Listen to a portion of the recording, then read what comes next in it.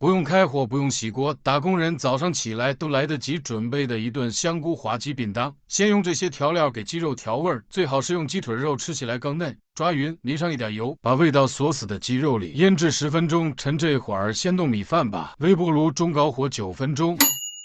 粒粒分明，再把腌好的鸡肉放进去，微波炉转6分钟就好。看这鸡肉嫩到爆汁，香菇吸满了汤汁，拌饭绝了，真是一顿完美的便当。快去给你的他也准备一份爱心便当吧。